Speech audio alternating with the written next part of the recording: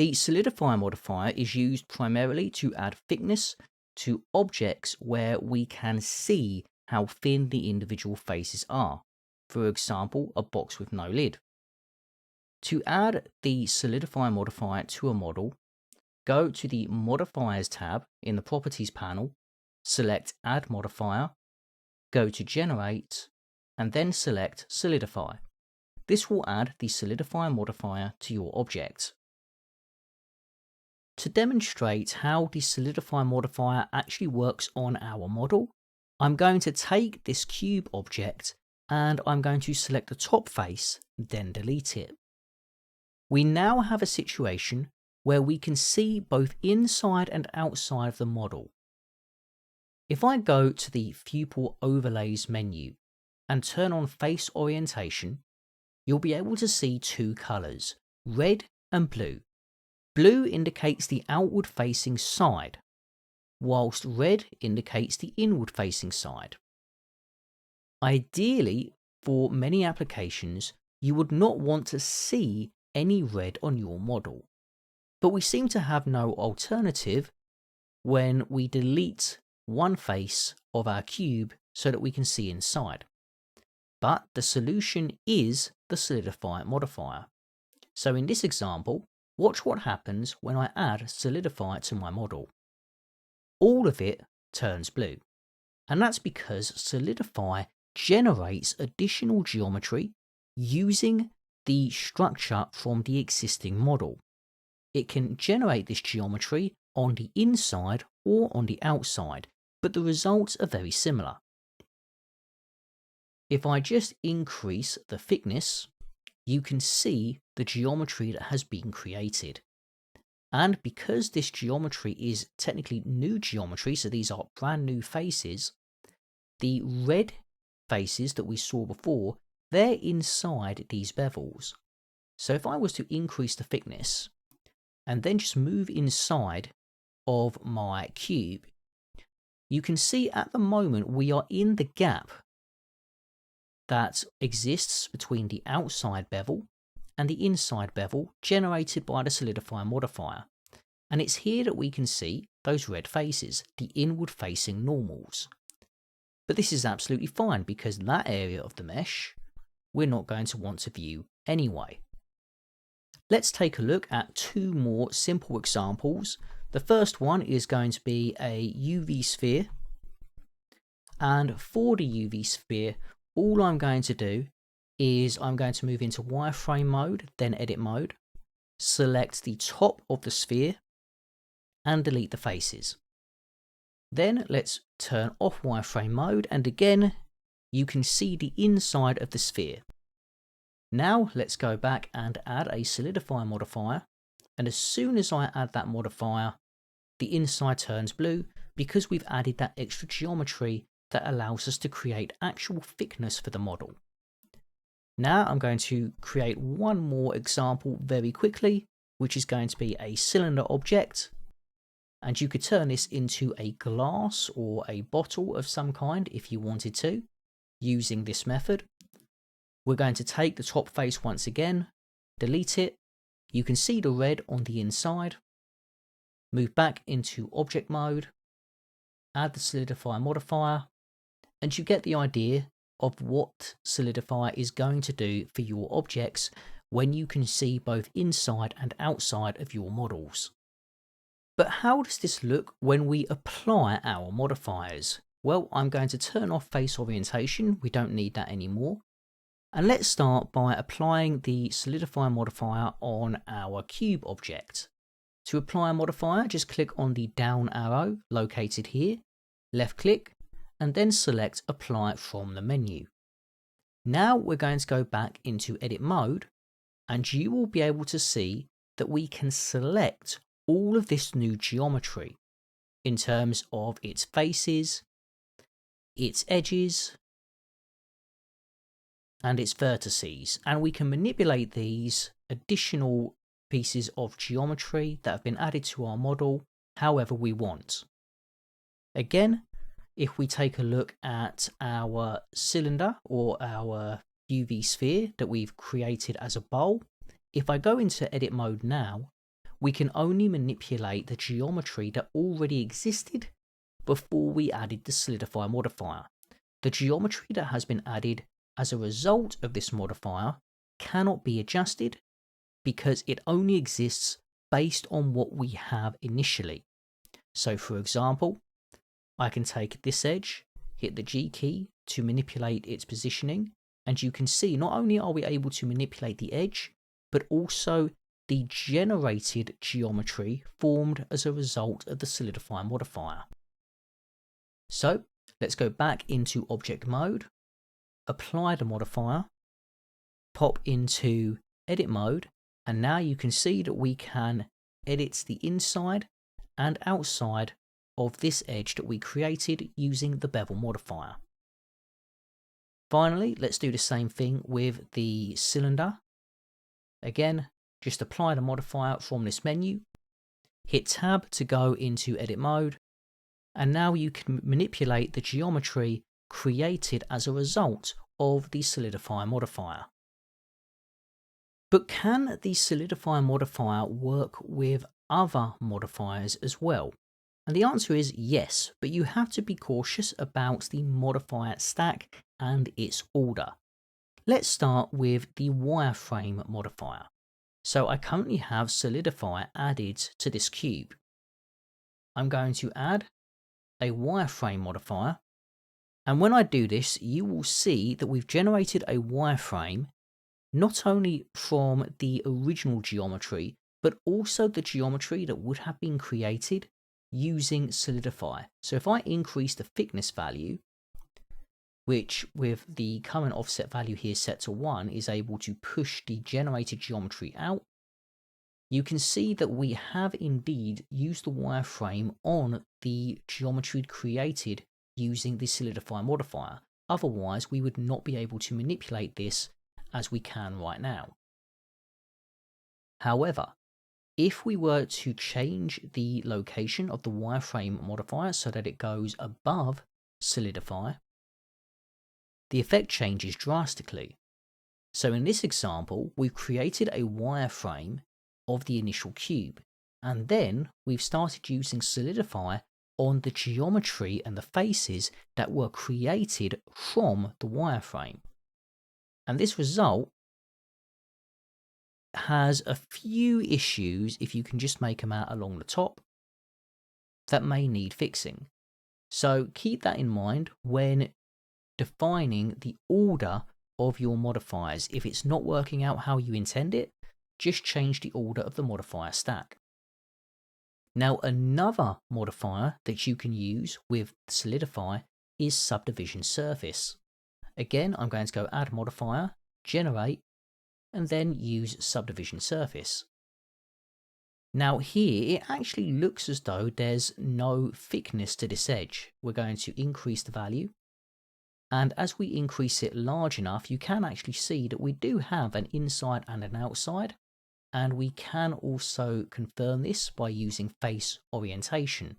So we have faces correctly positioned on the inside and outside. It's just that subdivision surface is warping the newly generated geometry created with the Solidify modifier. However, if we were to reverse the positioning and put subdivision surface on top of Solidify, we would get a slightly more natural result. So let's lower that thickness. And we have something that we sort of had before with the initial objects we created, where we just have this flat bevel on top to indicate that we have created that additional thickness with the new geometry. But this was done after we used subdivision surface to increase the amount of geometry. Generally speaking, Solidify is better used in a lot of cases after certain modifiers like subdivision surface, as it just tends to yield better results since it's based on the geometry created from the modifier before. The third modifier that I'm going to demonstrate with the Solidify is the bevel modifier. So here we're using the bevel modifier after Solidify, and that's going to bevel the geometry that was not only present before, but also generated as a result of the solidify modifier. If we were to increase the number of segments, you'd get a slightly clearer idea as to the impact that it has on the model as a whole. But in particular, if you take a look at the corners, you should see what I mean with the bevel. Now, if we overlap this and place the bevel on top, we actually use the bevel to create the curvature going around the model, same as before, but now we have a flat result on top, because again, Solidify operates in a manner where it generates geometry and extrudes it out or in, depending on this offset value, based on the geometry generated beforehand, which in this case was done using the bevel modifier. You might recognize this from when we used subdivision surface before we used Solidify. So when we use one modifier to generate a new shape, Solidify will take that existing shape and extrude it out to create the thickness. Let's begin looking at the parameters that allow us to control the Solidify modifier. I'm going to remove the bevel modifier from this example, and I'm going to skip mode for the moment. We can choose between simple and complex, and that gives us a few additional options. But for now, let's stick with simple and come back a little bit later on to the other mode. The first option is thickness. Now, as you would have guessed, this determines how thick the object is going to appear. In other words, it's the distance between the initial geometry and the geometry created using the Solidify modifier. So for example, if I use a value of 0.3, then the distance between the inside and outside is going to be 0.3 meters. Note that you can use a negative thickness value here, but instead of doing this, I recommend you change the offset instead. So the offset is a -1 to +1 range. And this is effectively where the geometry added using the Solidify modifier is going to be generated. If we set this to -1, then the geometry that we see on the outside is going to be positioned where the original geometry was. In other words, if I was to hide the modifier's effect, keep an eye on what areas of the model will disappear. So I'm going to left click, and the outer edges here have been perfectly maintained and are still in their position. So with an offset of -1, as we increase the thickness value, you can see it pushes in towards the center, which reduces the volume of this container.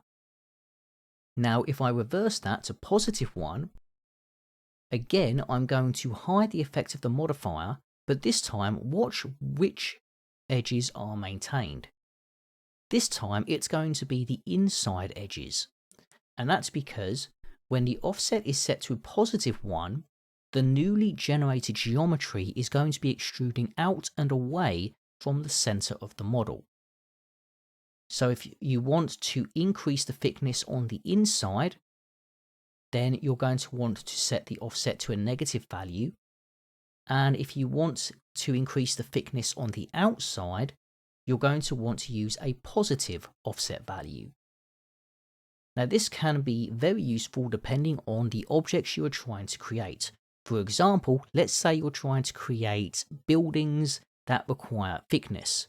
You've already determined the size of the buildings and shaped them accordingly. If you use a positive offset value though, on such a building, it's going to become bigger than what your initial measurements were going to be. In that case, you would want to increase the thickness on the inside of that building, therefore using a negative offset value. By the way, if you set this to a value of 0 and then hide the modifier's effect, you'll see that we're not actually replacing either one, the initial geometry is in fact located in the very center in between the two. And that's because when we have the offset set to 0, the new geometry is of course being generated on both sides, both the inside and the outside, but they are being pushed in and out simultaneously. So if I increase the thickness now, you'll see that not only are we closing in on the center, but we're also extruding the geometry out on the outside of the model as well. So offset is going to be very important as it really controls the direction that the thickness is applied. When using the Solidify modifier, it is important to note that the thickness is directly linked to the scale value of the model. So here I've got a basic plane set to the dimensions of 111 on each axis. All I'm going to do here is scale it by a value of 2. Then what I'm going to do is I'm going to duplicate this model, lock it to the y-axis and move over here. Now for the first object, I'm going to apply the scale. So I'll go Control and A to bring up the apply menu and apply the scale of the model. Then I'm going to select the second object and ensure that the scale values are not set to 1. In other words, we have not applied the scale. So with both of these, we're going to add the Solidify modifier. And when we've done this, we're going to increase the value of each. So I'm going to increase the value of the second option to 0.5, and I'm going to do the same for the first model. Now if we take a look at this, we can see that the difference is very noticeable between the two objects. Both of them are using the same thickness value within the Solidify modifier, but one appears to have added a lot more thickness than the other. Again, this is because the Solidify modifier takes into account the scale value. So if the scale is double of the original model's dimensions, then it's going to double the thickness of the object that is applied in the Solidify modifier.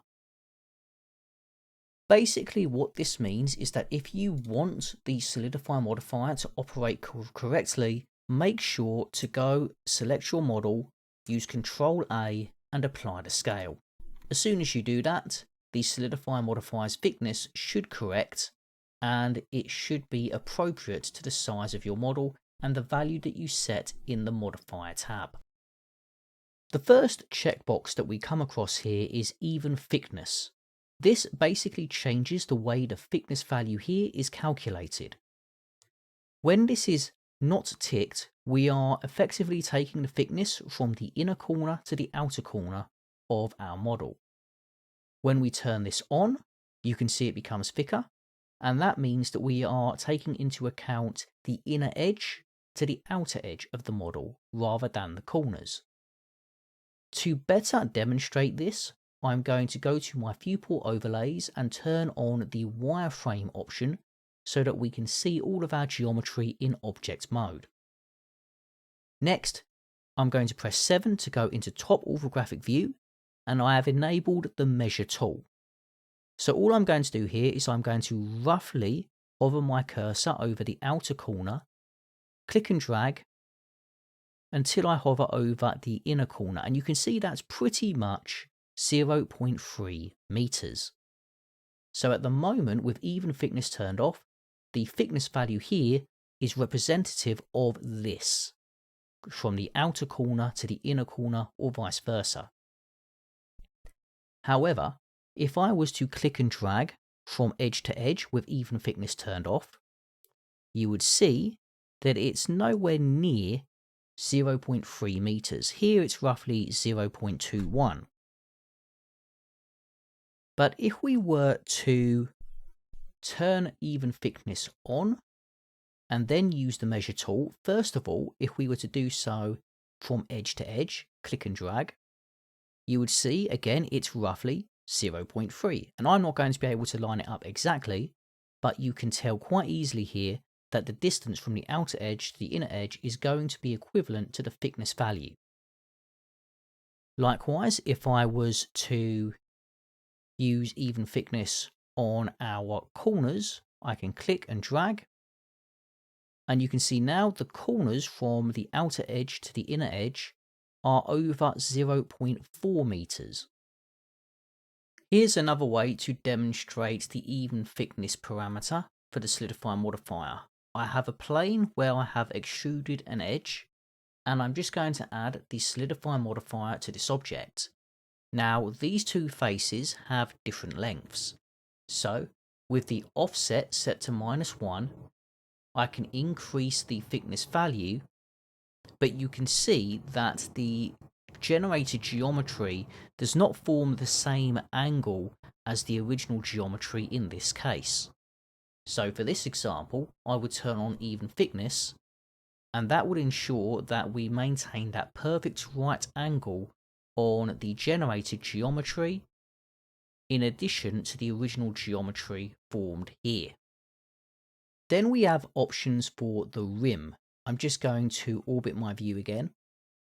And now we have the option to fill the rim, and only the rim if we need to. Currently fill is turned on by default, but if we turn this off, what's happening is we are creating the thickness, but we're not having the faces generated that connect the inside of the shell, so to speak, with the outside of the shell.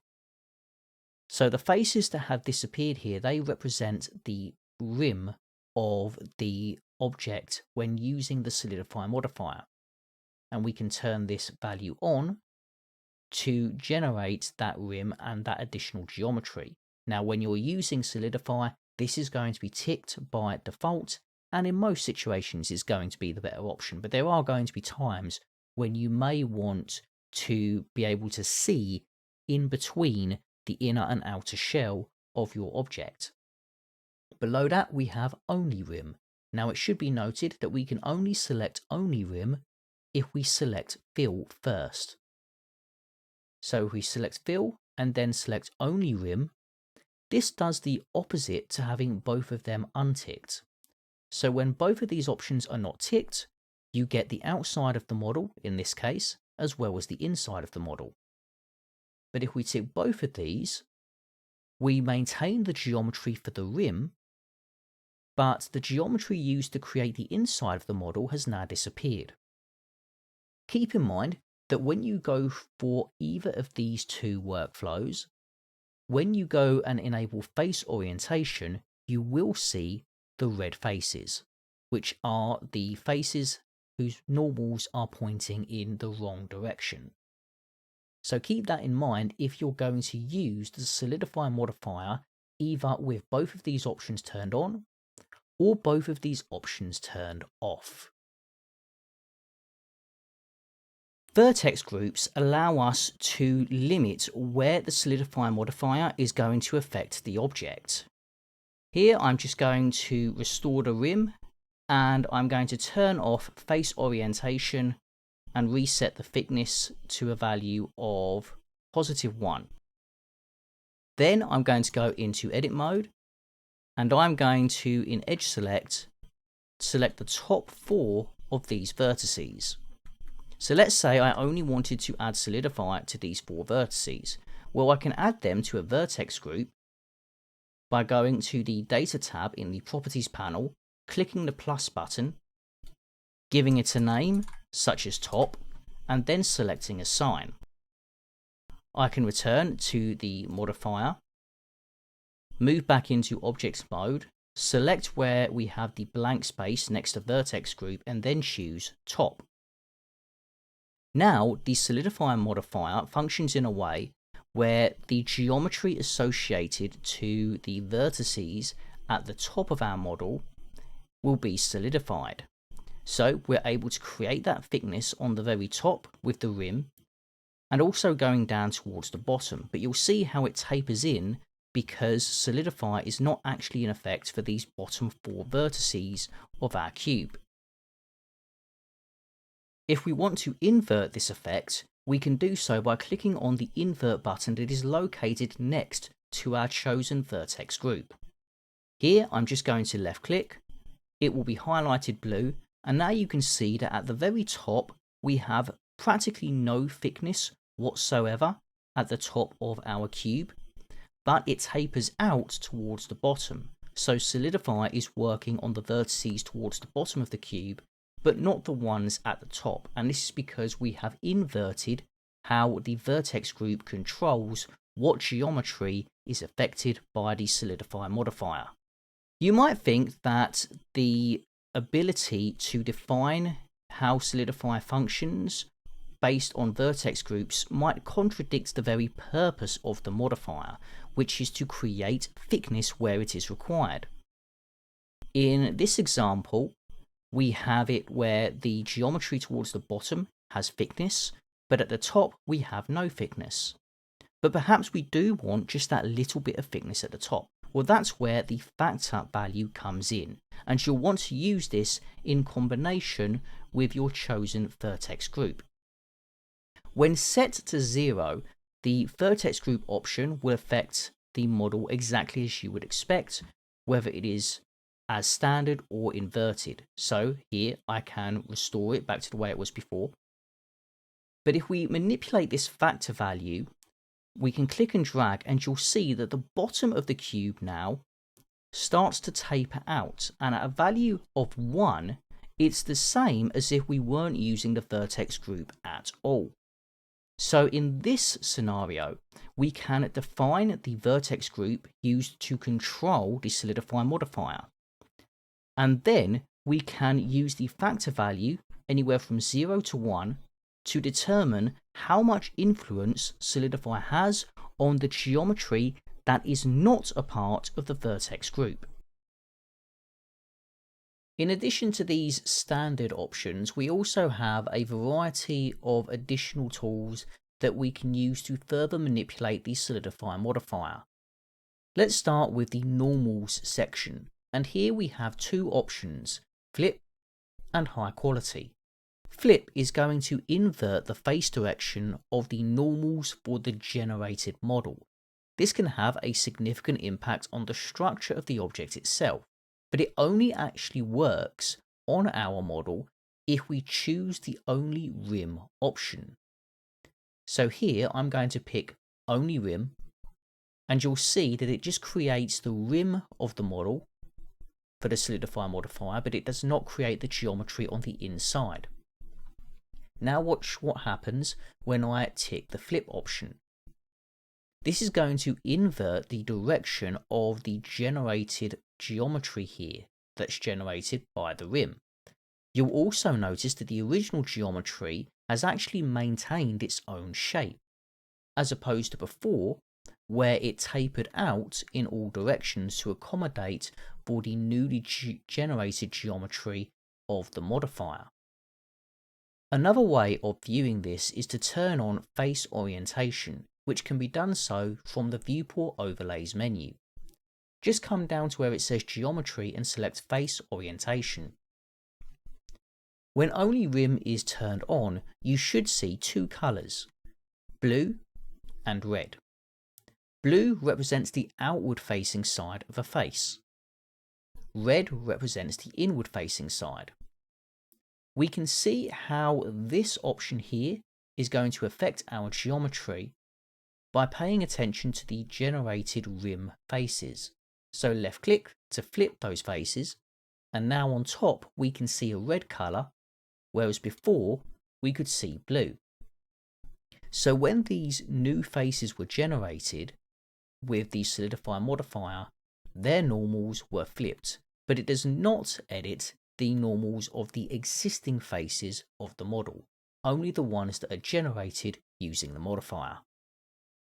Below that we have a tick box for high quality normals. Now all this is going to do is it's going to allow for more processing time for the Solidify modifier to get better results on your geometry. A lot of the time this is not actually going to make a visual difference, and we can see here that because of the simplicity of the model, this option doesn't really affect it in any way, but it's often going to be used in combination with the even thickness option to get accurate lengths for the newly generated geometry, as well as correct normals where required.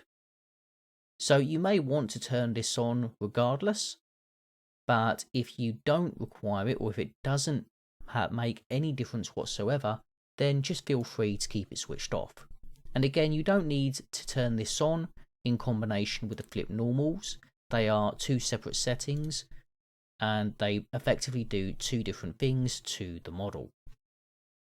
Also keep in mind that this option is not going to be visible if you are using the complex mode.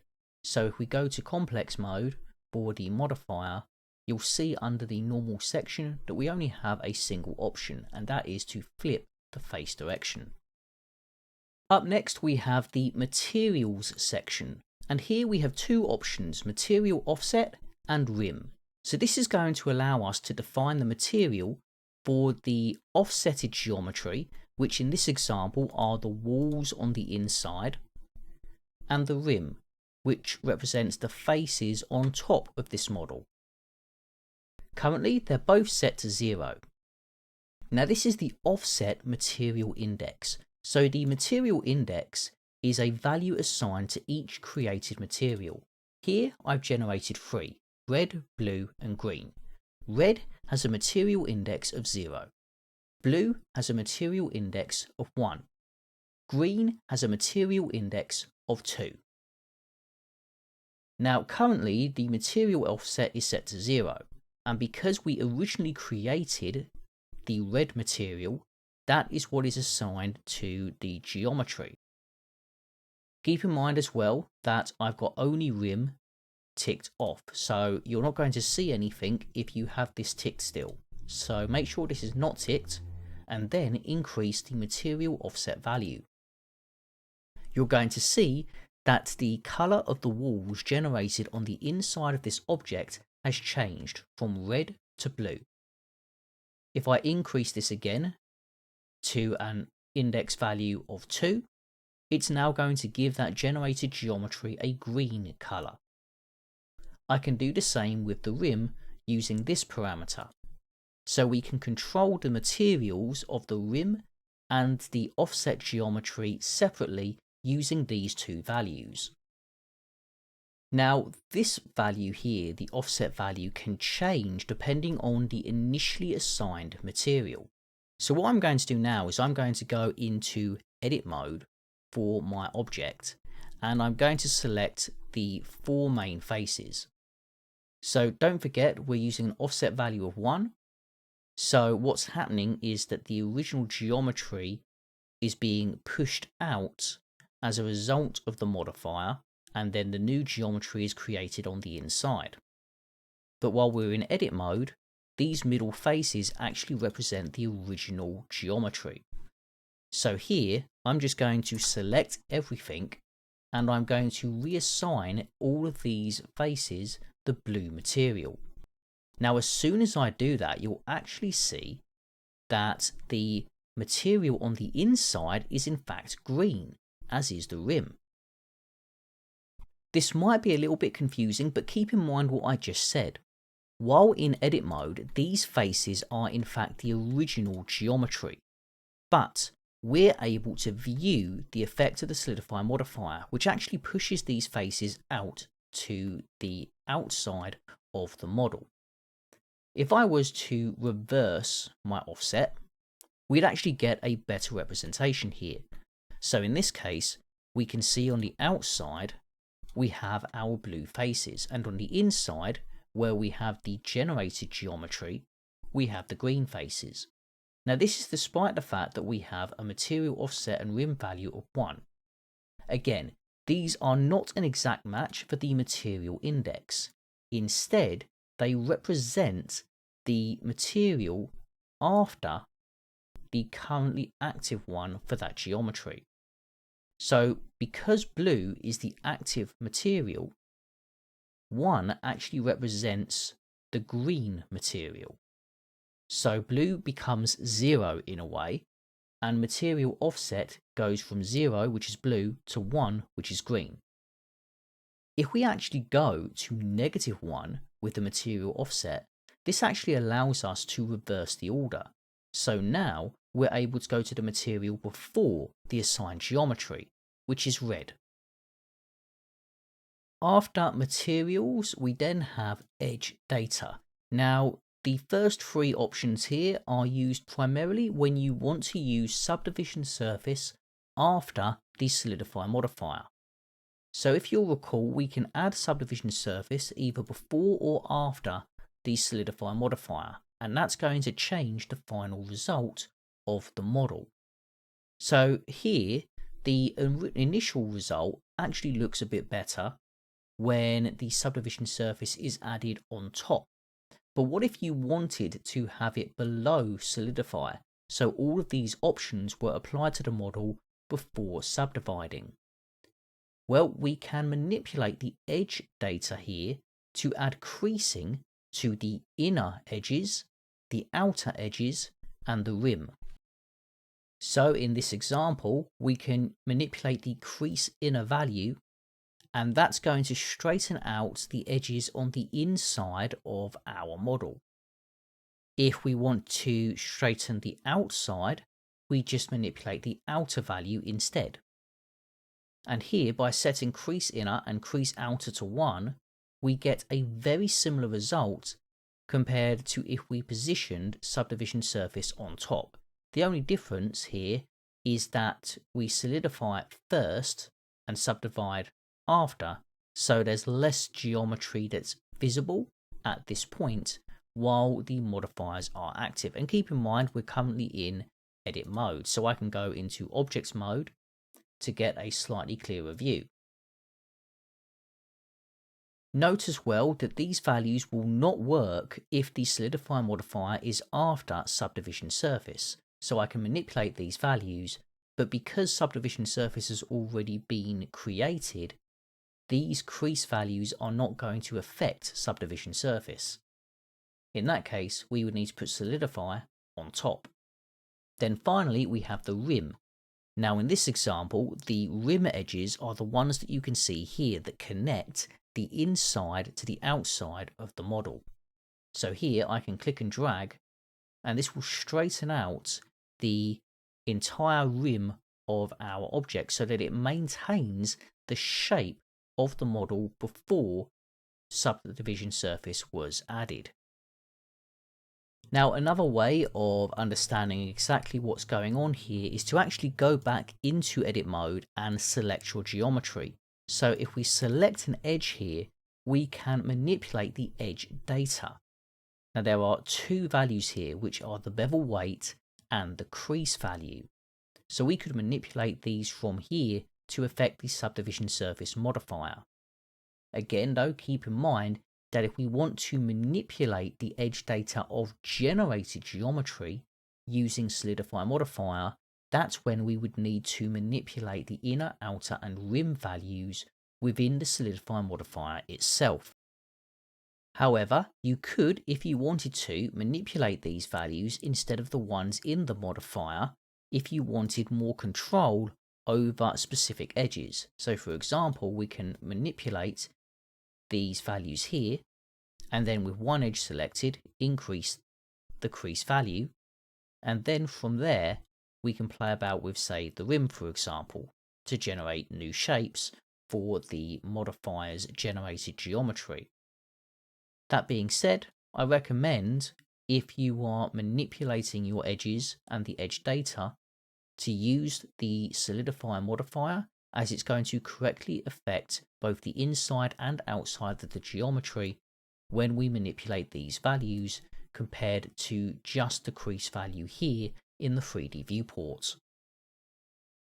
The bevel convex operation allows us to better control the bevels created using the bevel modifier after solidify modifier is added. Here I've got an example of a floor-wall combination where we just created a simple plane and extruded additional geometry up to create a wall. Now here, if I was to use the bevel modifier by itself, The only edge that can be beveled is this edge right here. Now what we're going to do is we're going to use the bevel modifier after solidify, and then we're going to set things up so that only that original edge is going to be beveled. So if I was to add solidify, then increase the thickness, and this is a good opportunity to add even thickness as well for a better shape. We will then add a second modifier, which is the bevel, and this is going to bevel all of the generated geometry, top, bottom, inside, outside. It's going to bevel everywhere. But let's say we only wanted to bevel the original edge here, which we were able to with just the bevel modifier. To do this, we're going to go into the bevel modifier and we're going to change the limit method from angle to weight. By default, we should get a new parameter for edge weight, and it should be labeled as bevel weight edge. Then we're going to return to the solidify modifier, go to edge data and increase the bevel convex value. If we increase this to 1, you'll see that we are able to create the bevel at the original location of our object. So none of the other edges are being beveled now. It's just that one right there that was the original corner. We can then go and increase the amount of the bevel as well as the number of segments. You'll note that there's a joining here, and this is because of the even thickness value. So even thickness here is preventing distortion of the geometry from the bevel modifier or the solidify modifier. If we tick this box or untick it, you'll see that the geometry actually comes a lot closer to the vertex. And if we zoom out a bit, the shape is a little bit distorted. So again, this is an example where we would want to use even thickness for this model. We then have settings for the thickness clamp. Now, what thickness clamp is going to do is it's going to locate the smallest face on your mesh, and it's going to limit the thickness value based on that face. In this example, I've got sort of a cone shape created from a cube where we deleted the top face and then scaled down the bottom one. So this bottom face here, this is the smallest face on our model, and it's what we're going to use as the reference point for this example. I'm going to start by adding my solidify modifier to the model, and I'm going to set the offset to a positive value of 1 so that the solidify modifier works on the outside of the object. Now, if I was to view my object from this sort of angle and then increase the thickness, you can see that the solidify modifier activates uniformly around the entire shape of the model. So thickness is applied everywhere. We can create a better calculation for this by enabling the even thickness option if we want to, but it's not required. Then we come down to thickness clamp. Now the first setting here is the clamp parameter. This goes between values of 0 and 2. When it's set to 0, clamping is disabled and all of the geometry is extruded uniformly throughout the model. When we increase the clamp value, it then begins to take into account whatever the smallest face may be, and it will reduce the effectiveness of the thickness parameter on that specific area of the mesh. So let's say I increase the clamp value, and eventually you'll see that that bottom face begins to scale back in and return to the original location almost of the smallest face on our model, which is this one right here. So what's happening here is as we increase this value, we are limiting the influence that the thickness parameter has on the smaller faces of our object.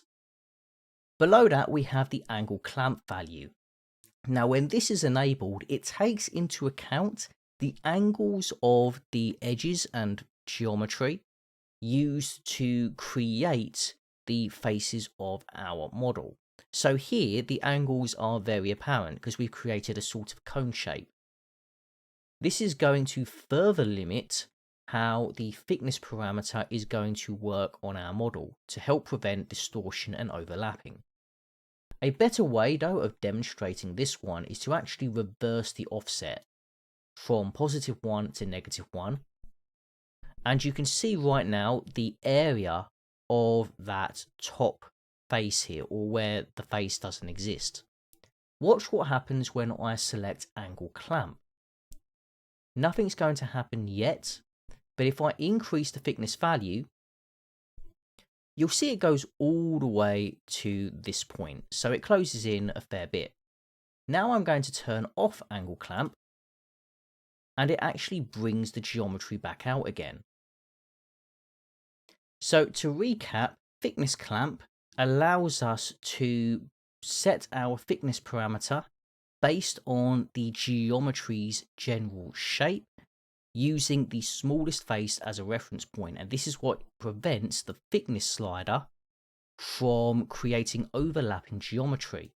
If I just reduce this, you can actually see in real time that we start to create overlapping geometry and overlapping faces on our model, and it just looks horrible.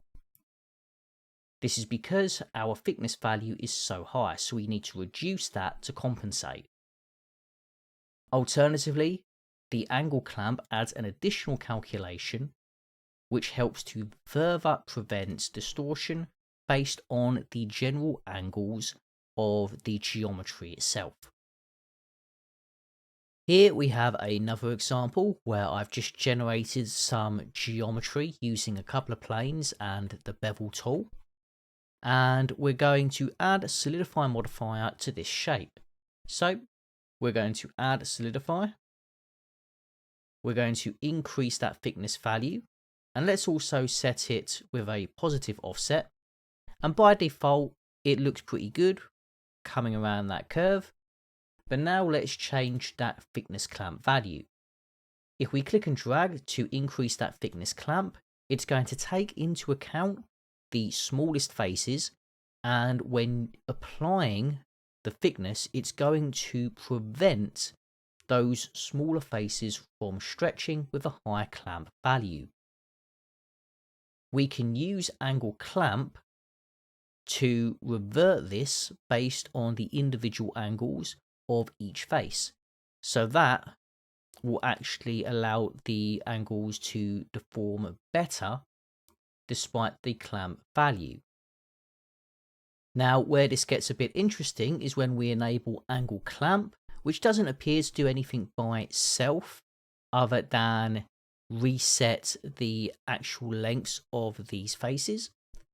But that's because of our thickness value. Now here I've got even thickness applied, and if I untick that box, you see nothing changes. But if we have it unticked and increase the thickness, everything operates as you would expect. As soon as I turn on even thickness, it actually takes into account the angles of each face and creates a sharper look for the corners. So we have a very distinct shape here, and this is a combination of ensuring that all of our faces have even thickness for the solidify modifier, whilst also applying clamping for both the size of the faces and the angles. And this is why we sort of get this tightened curve around the bevel up to the final faces where it branches out to the main sides of the mesh. Output vertex groups allow us to further control how other modifiers affect the generated geometry. Now, the main difference between output vertex groups and the vertex group property is that with the vertex group property, we are defining the vertices that are going to be affected by the solidify modifier itself. So in this case, we have it set to the top vertices, and when active, only those top vertices are going to have thickness added to them. So the bottom vertices have no thickness added, but the top ones do. However, when defining the shell output vertex group, what we're actually doing is we're telling Blender that any further modifiers that require the selection of a vertex group will focus on either the shell or rim assigned vertex groups. In other words, they will focus on the geometry that is generated by the solidify modifier and actually don't relate to the original mesh. For example, I'm going to set this to top, and then I'm going to add a bevel modifier. Now by default, this is going to bevel the entire model, including the geometry created using the solidify modifier.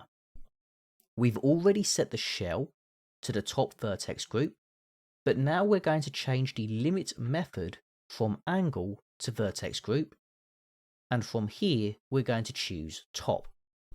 You can now see that the outside of the model, which was the original mesh, is no longer being beveled, but the generated geometry, which is currently on the inside, that is now being beveled. Now if we increase the thickness, it pushes the original geometry out, and the shell which is created is on the inside.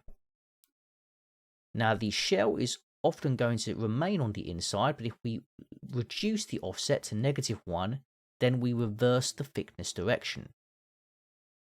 So here, the geometry we see on the inside, this represents the shell of the model.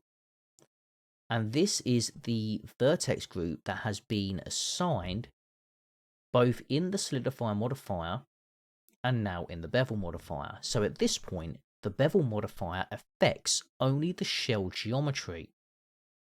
To confirm this, go into edit mode and then select a face. You'll see that we're able to select the faces on the outside of our model.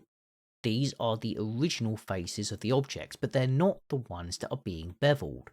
In this instance, it is actually the generated geometry of the solidify modifier that is being affected exclusively by the bevel modifier. So in this instance, the bevel modifier actually isn't working on the original mesh at all, but rather the geometry created from solidify. Now, if we were to change this from the shell to the rim, then in this instance, both the outside of our model and the inside would not be beveled, but the rim that is used to connect the inside to the shell, or the outside to the shell in this case, that would actually be beveled using the bevel modifier.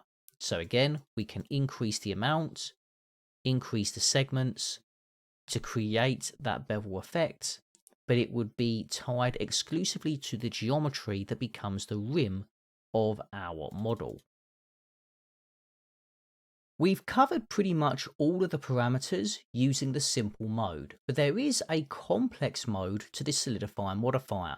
So let's take a look at that. First off, we have the thickness mode. This will define the primary method of calculating the thickness of your geometry. There are three options: fixed, even, and constraints. The first option is fixed. This operates in a similar manner to using the simple mode, but with even thickness turned off. It's not going to be exactly the same as you can see in the final result, but the idea here is that both of these options will position your vertices a fixed length away from the original mesh. That is, of course, without applying other parameters such as your vertex groups, which can be used to further control areas of the model. A good way though to view the difference is with the measuring tool. So at the moment I've got the mode set to simple, with a thickness value set to 0.3 for this cube object. I've enabled snapping here, and we're going to first of all snap to the vertex. And using the measure tool, I'm just going to click and drag from the outer corner to the inner corner. So here we can see that the thickness represents the length between the outer corner and the inner corner in this example. I'm just going to delete that, and then we're going to bring in complex mode. Now the calculation is very similar, but where it calculates the thickness is a bit different. So if we were to take the same positions from the outside to the inside, we can see that the length is considerably less. But what we can do here when setting the thickness mode to fixed is we can set the snapping to edge center while measuring, then click and drag from the outside of the edge to the inside. Now this gives us around half of the distance assigned in the thickness parameter. So if I was to reduce this to 0.2, and then we're just going to remove that and recalculate, the distance between the outside and inside now becomes 0.1. So that's the key difference between how the simple mode is calculated without even thickness and how complex is calculated with the fixed thickness mode. The next thickness mode is for even thickness. This is the same or very similar to going back to the simple mode, enabling even thickness and also enabling the option for higher quality normals. Again, the calculation may be ever so slightly different, as it may offer slightly improved results with the complex mode set to even. But if we were to take the outside edge once again and move it to the inside edge, you can see it's approximately the same as the thickness value that is assigned here with the thickness parameter. The final thickness mode is the constraints mode, and if you're going to use complex for your solidify modifier, 9 times out of 10 you'll probably set the thickness mode to constraints. And the reason why is the fixed and even options, they're very similar to specific setups using the simple mode. Again, if we just backtrack a little bit, the fixed thickness mode operates in a similar manner, though not exactly the same, as having the even thickness turned off as well as high quality normals turned off. When it comes to the complex even mode, that's the same as having even thickness and high quality normals. Or, well, not exactly the same, but very similar. The calculation is done in a similar manner. The constraints option, on the other hand, is the most computationally expensive option, but it's also the one that can give the best results for the more awkward models in which you may use the solidify modifier on. For a basic model like this cube, constraints operates in a very similar manner to the even method, but will take things one step further when it has to take into account more complex geometry or other factors. Next, we return to one of our older examples where we used solidify modifier along with the thickness clamp settings, which allowed us to manipulate how much thickness is applied around the lower face. But with this example, I want to turn your attention to the top area. You will have noticed that as we decrease and increase this value here, the generated geometry actually pushes up. It doesn't just push out. So if we reset the offset and increase the thickness, that geometry pushes down. But if we were to go with a negative value, in addition to the hole getting smaller, it also brings the geometry up.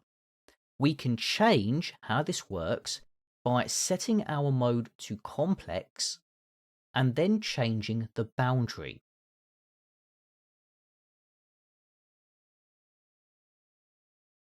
The idea of choosing your boundary type is that it's going to correct the shape that is generated using the solidify modifier.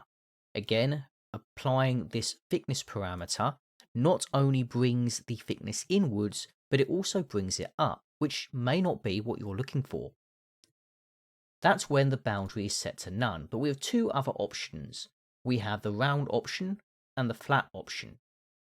The round option attempts some basic correction, taking into account the center of the shape that is going to be formed.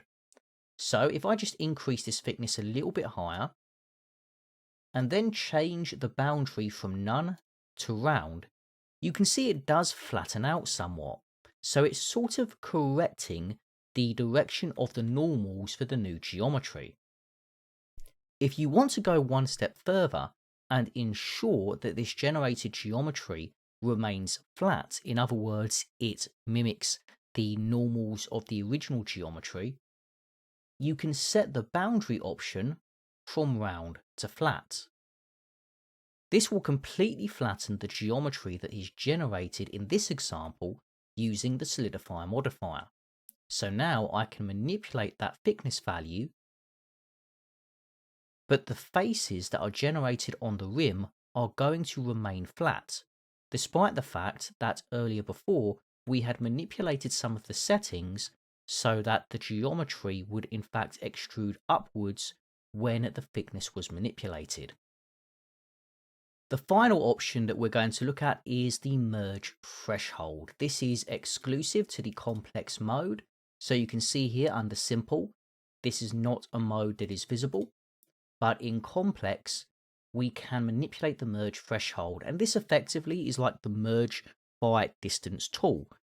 So it's going to merge any generated geometry that is too close together to the original mesh. In this example, we've got our thickness clamp, which is keeping the generated geometry at the bottom very close to the original face. What we can do here, if we wanted to merge this geometry together, is we can click and drag to increase that merge threshold. And eventually, the generated geometry is actually going to merge into a single point. Now, if we take a look on the inside, we can also confirm that here. So both on the outside and the inside, we have been able to merge that geometry to a single point. But one thing to keep in mind, when this geometry has been merged, depending on your merge threshold, if you were to apply the SOLIDIFY modifier at this point and move into edit mode, we can go vertex select, select that bottom vertex and hit G to reposition. And you confirm that it doesn't quite merge the inside geometry to the outside geometry. And again, if we were to just backtrack and increase the merge threshold even further, complete the same process, hit the tab key to go back into edit mode, and from here select the bottom vertex and manipulate its position. Again, we can confirm that while merge threshold will join the vertices of your model together, it will not join the original geometry with the generated geometry in this example. So that would remain separate regardless of the merge threshold. And that's about it for the SOLIDIFY modifier. I hope you enjoyed this video and learned a lot about how to use the SOLIDIFY modifier. It's probably our longest video when it comes to all of the different modifiers that you can use in Blender, because there are just so many different ways in which you can control your models with this modifier in particular. But if you enjoyed the video, feel free to like, subscribe, and hit the notifications bell icon for future updates for more videos and tutorials related to Blender. For now, I'll see you in the next one.